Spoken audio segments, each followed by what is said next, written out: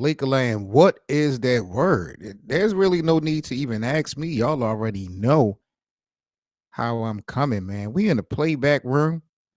Lakers took a loss last night, their first loss to the Phoenix Suns, man. I am a little bit disappointed I didn't get a chance to watch the game. Had some late night things to lock into, but I talked about yesterday.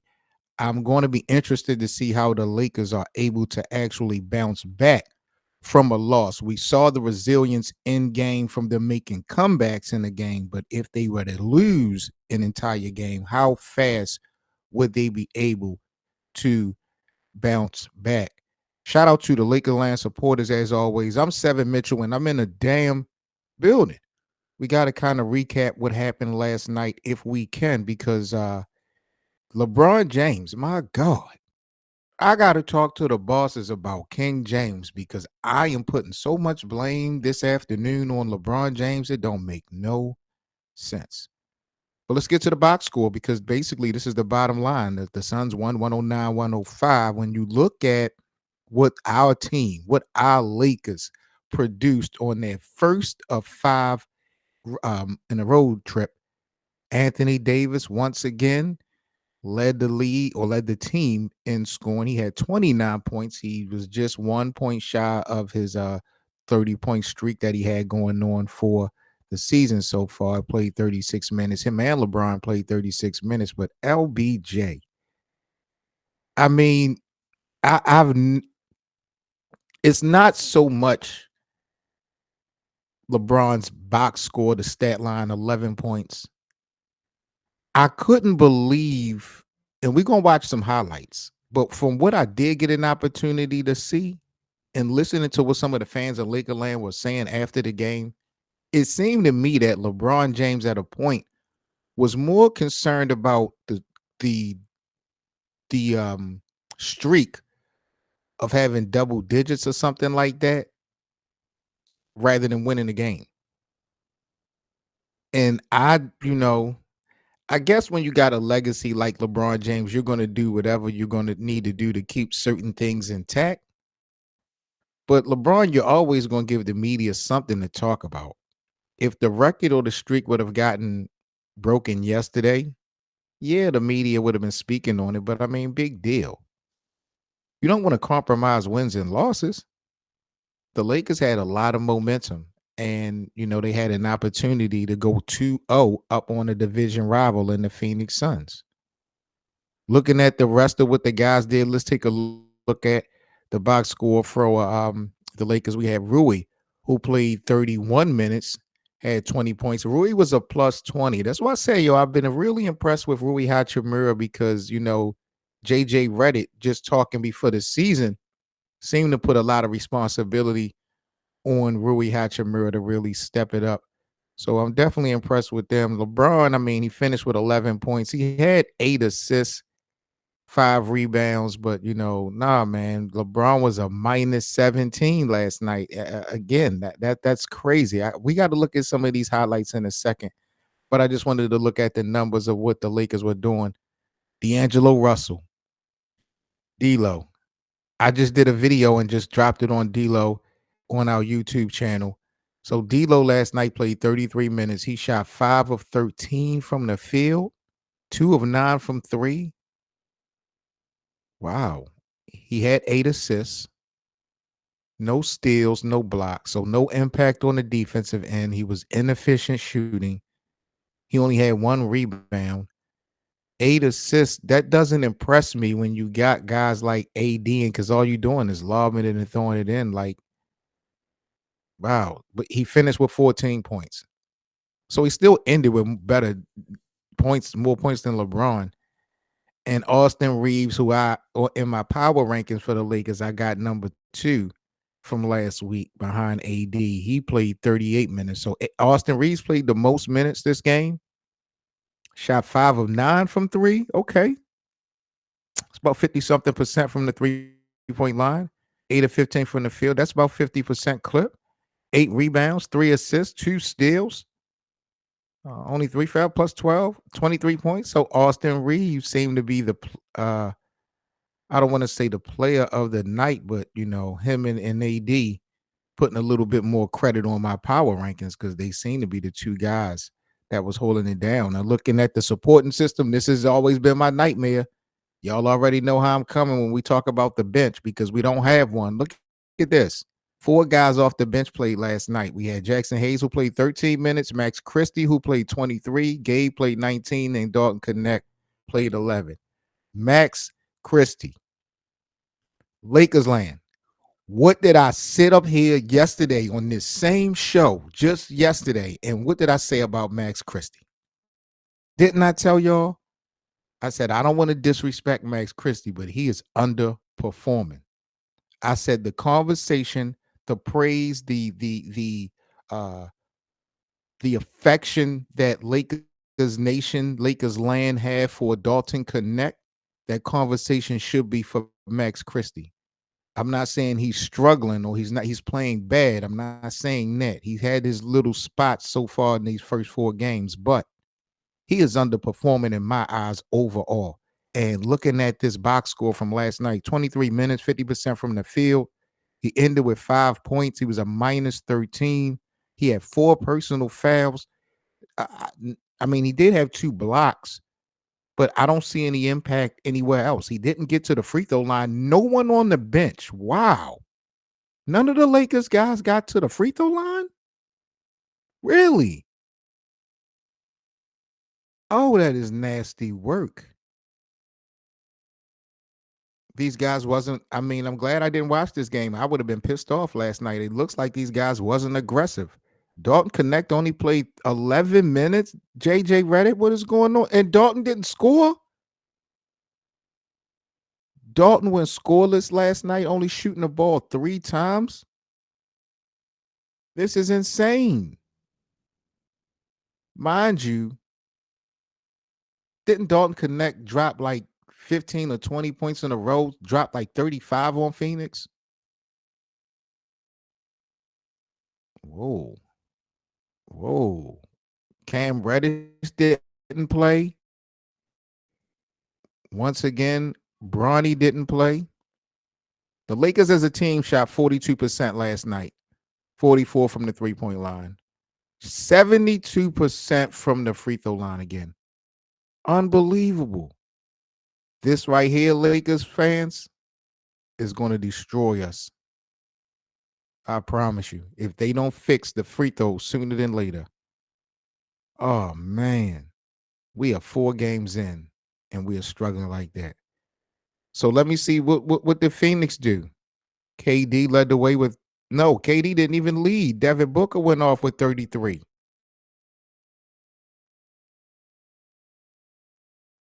Damn, KD was 2 of 6 from the three-point line, played 38 minutes, ended with 30 points. Okay. Bradley Beal, plus 14. Wow. And then you look at the bench. I mean, Phoenix's bench, they only got to the free throw line once. Royce O'Neal went 2 for 2. But he was a plus 25. Wow. Mason Plumlee was a plus 23. Man. Not a good look for the Lakers, bro.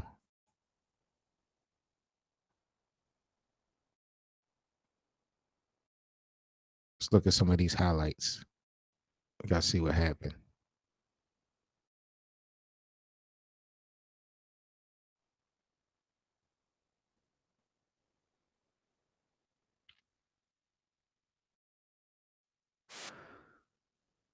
Surveys the floor, crossover, pull up, basket.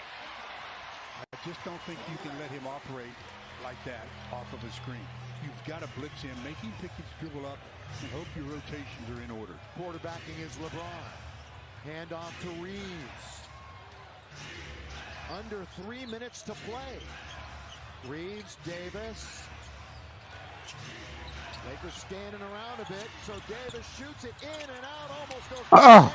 and Durant with authority gets that rebound. He gobbled that one up, didn't he? See, he's at the top again. They come up with the high screen. Play. Way. Wow. So AD got hit. Hell no. Down by 3. James, bounce, Reeves, Davis. Oh my goodness. Wow.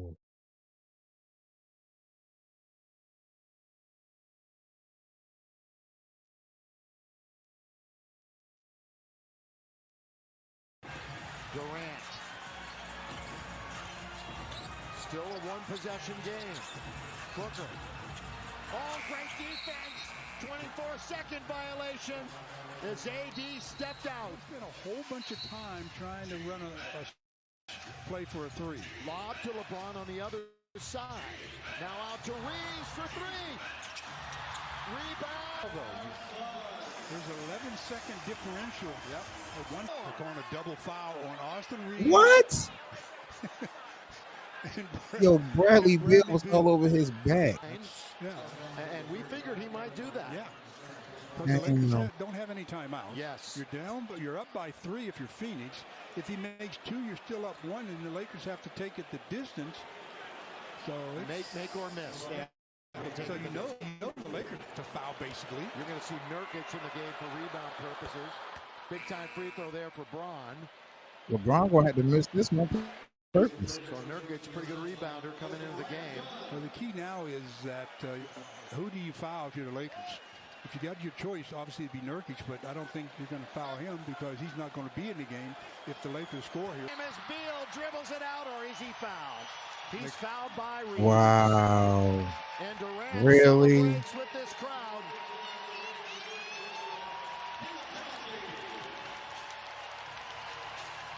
So the Lakers didn't even let it get to that scenario. They did. LeBron just, I mean, it was a scramble. That was like a pretty decent onside kick right there. Dang, LeBron. Wow, what a disappointing loss. Well, I can see why he did that. The clock was at, what, 6-something. Even if he...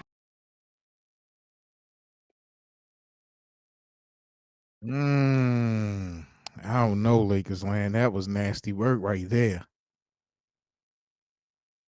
But so now the season series with the Suns is now 1-1. So I mean it all leads up to good competition.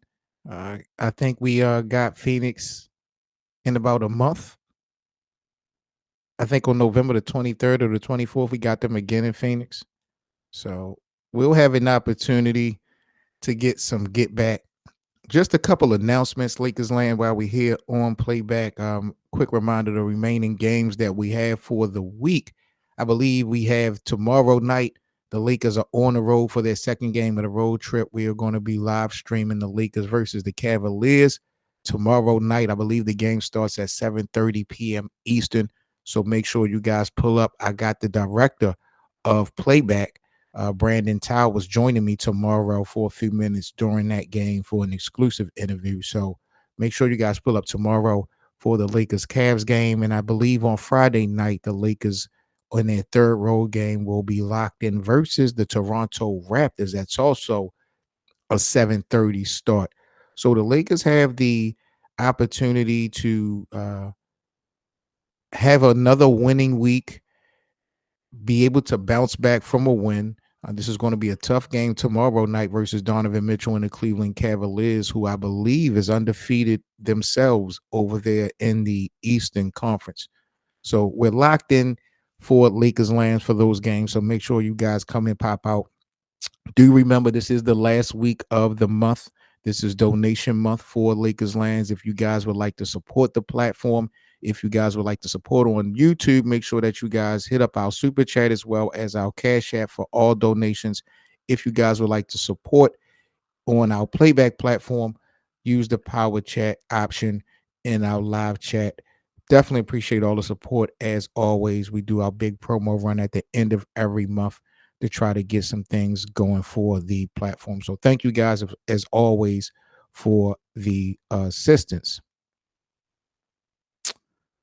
Let's get into the next topic. I do want to get into some NBA Twitter, but before we get into NBA Twitter, Anthony Davis. I wanted to talk about Anthony Davis.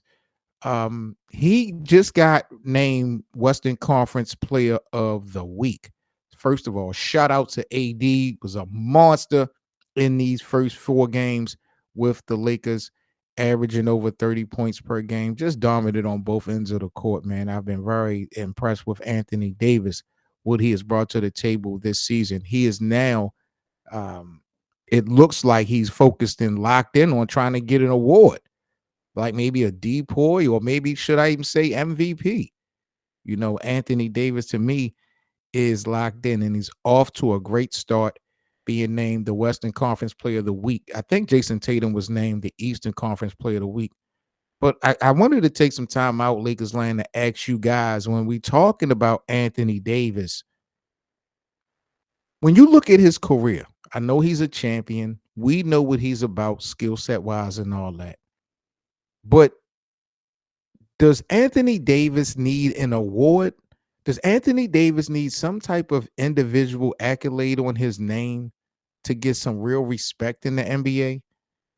Will that be a problem in his career if he never wins an individual accolade? Or is it safe to say that Anthony Davis's legacy, as far as how we perceive him, is not and will not be in jeopardy? I mean, he's a solidified champion. You can't take that away. He had impact on the Lakers winning that championship team. But as far as individual accolades, uh,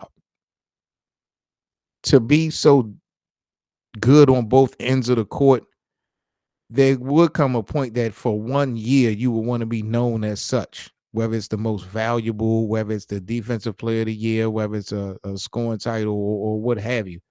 And I don't know if Anthony Davis have a lot of individual accolades on his resume when we talk about the National Basketball Association. And I'm wondering from you guys, man, is that something that should be required for AD on his resume? Or do you think as long as he remains to be competitive and keeps doing unbelievable things offensively and defensively, he's good to go despite winning or being named in a particular category for some type of award?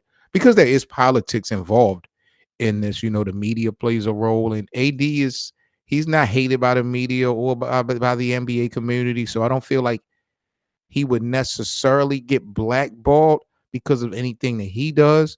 If if the media or the voters were going to be selective or biased um, against Anthony Davis, it would, to me, would probably it would be because they just like who they are selecting that much better. It's not even about AD and what he has done. It's so much love and bias that they have towards the person that they're actually voting for. They're not really being objective and looking at the bigger picture. So that's where I feel like, AD could come into an issue. Me personally, he doesn't need it, but he needs it. He needs it. Like he's played too well, and you gotta, people respect Anthony Davis, but if anybody wants to play with his name, he gotta have something other than just winning the championship run to be able to hang his hat on. And I feel like he's gotten robbed before of individual accolades. So I would say I'm not going to specify which award he needs to win to make his career seem whole. Uh, I respect his career, his body of work as it is now. But I do feel like maybe it would be much better from a and not that people don't respect Anthony Davis. Maybe I'm just using the wrong vocab, but I hope you guys understand where I'm coming from when I'm saying and thinking that Anthony Davis could use an individual award on his jacket. I think it just holds a little bit more weight and value, especially when you under the Lakers. There was a conversation in the debate on Gil's Arena about where does Anthony Davis rank amongst big men on the Lakers. And when you are being compared to guys like Kareem and Wilt and Shaq, those guys not only have rings, but those guys have individual accolades, multiple. So you got to start somewhere. And I'm not sure if you don't have anything other than the championship, even though you are a big part of it, um, how well that fares on your career, your legacy, and how people look at you. Some feel like Anthony Davis should have actually gotten the Finals MVP in 2020. over LeBron James. Sometimes I often wonder if Anthony Davis was named the MVP that year. How would that have changed his mindset, LeBron's mindset, the Lakers organization? How would the Lakers of 2024 have been if Anthony Davis would have won the Finals MVP? Would things have changed at all? I might do a video or story on that because when you reach a level that maybe no one believed that you could ever reach, you got to stick your chest out, and that could be the case if Anthony Davis would have won that, and now and because he didn't, there's still a void there. Um, and like I said, I believe there's been some defensive player of the year opportunities that he's kind of got robbed from. So overall, I do feel like AD um, could use some individual accolades on his resume, but his career is unpeccable nevertheless. All-time Laker big, if I got to rank him, I probably would put him number 5 behind George Mikan, Shaq, Kareem, and Wilt Chamberlain. I might put AD 5, but AD, he needs more hardware. Whether it's a championship or, like I said, an individual accolade, AD definitely needs more hardware if we're talking about his greatness, because the competition, everyone else in the conversation, they got it. They got it.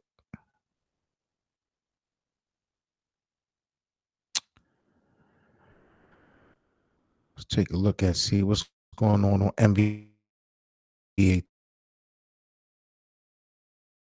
Twitter happening here. What y'all think, Laker land, about the JJ Redick effect? While I go try to pull up the NBA news on Twitter. What do y'all think about the JJ Redick effect? He took accountability with this loss last night. We've seen Darvin Ham kind of deflect and defer and give the blame in other places, not really be accountable during every loss. And JJ, in his first loss, he did so, took accountability on it. JJ has been creative in my eyes since he's come into the mix of the Lakers, and his name is a favorite for coach of the year. I know it's only in the first week of the NBA, but JJ Redick's name is definitely up there for coach of the year. I wanted to know what y'all think about JJ Redick. Does he so far so good? Does he look like the real deal? Mind you, this is a guy who has no coaching experience whatsoever. Have you guys been impressed with JJ Redick? Not just from a wins and loss standpoint, just from an everyday learning experience, because again, he's learning on the fly just as well as he's trying to coach and develop this team into, remaining to be competitive. But how impressive you guys been with JJ Redick within these first 4 games? What are some of the biggest challenges that you think JJ Redick is going to have coming up in this upcoming season, now that you've kind of seen the start of the NBA? What are the things that you don't like necessarily about JJ Redick? What are some things that you do like? Go ahead and y'all drop it in the comment section. But I think JJ Redick is getting off to an unbelievable start. I like the conviction behind it. He even got at LeBron James yesterday, cussed his ass out for allowing the shot clock to be violated. So, he gonna do his job and play his part. And I see a lot of upside for JJ Redick. Him being coach of the year, just because his name is in that conversation right now, I think is big time. I don't think he needs to be focused on any type of individual accolade, unlike Anthony Davis. But the more you win, especially with this Lakers team, and not having any type of coaching experience, you know, they're going to put some respect on his name. And I ain't mad at that at all. I just hope that he doesn't get too big headed from it, and I hope he doesn't lose focused on what's really important.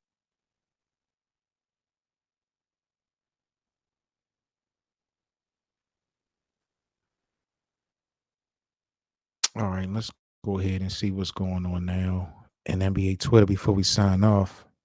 Huh. Make sure y'all follow me here on Lakers Land.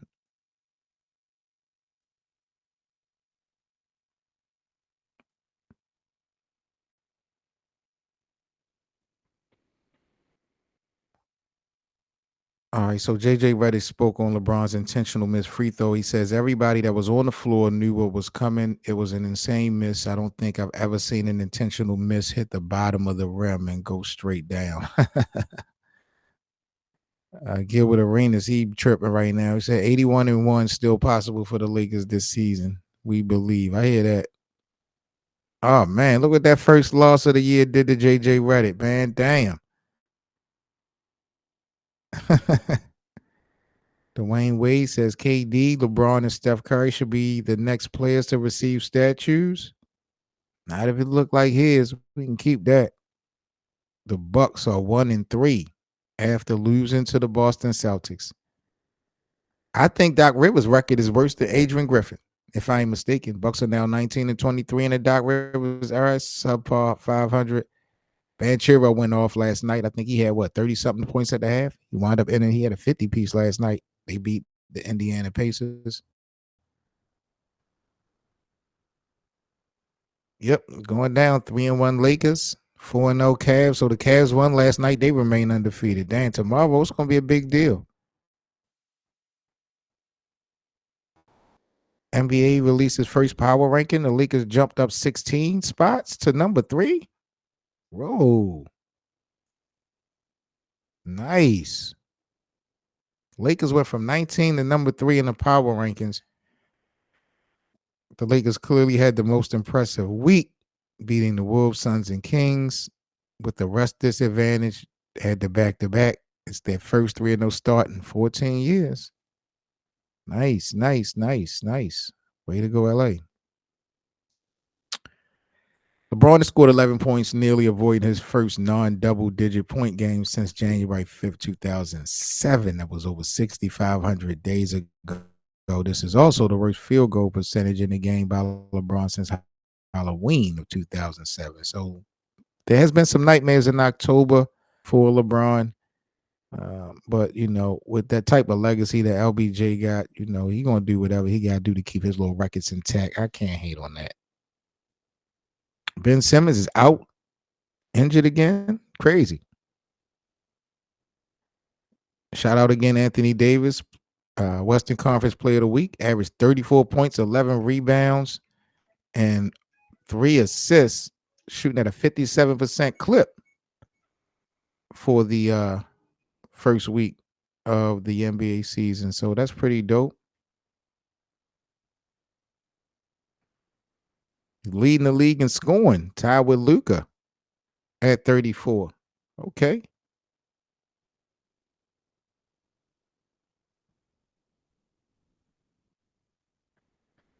And total points through week 1, Anthony Davis. So he's balling, bro. Anthony Davis is kicking ass, taking names and all that, man. I ain't mad at you at all. The Lakers, 2 first-round picks for Kessler. Nah, I ain't doing that. Bucks head coach. See, yeah, I knew it. I knew Adrian Griffin's record was better than Doc Rivers in Milwaukee. Nasty work. All right, guys, we are out of here. We are locked in tomorrow, 7:30 p.m. Eastern. Hopefully the Lakers can bounce back with a comeback win tomorrow, hopefully versus the Cleveland Cavaliers. Do remember, I got Brandon Towers, director of Playback, joining me here tomorrow live in full effect here on Lakers Land. Make sure you guys like, comment, and subscribe if you guys are on our YouTube channel. And if you guys are checking this out on the replay of Playback, please follow the Lakers Land Room as we look to make this thing grow. Salute to you guys in Lakers Land. I'm Seven Mitchell, and I'll catch you guys tomorrow night, 7:30 p.m. Eastern. Peace. For all the latest news and debates on the Los Angeles Lakers, be sure to subscribe here to the Lakers Land platform. Also, don't forget to check out our Playback Room for our free VIP watch parties to all our Lakers games, and of course the live Laker Land podcast. That's playback.tv/LakersLand.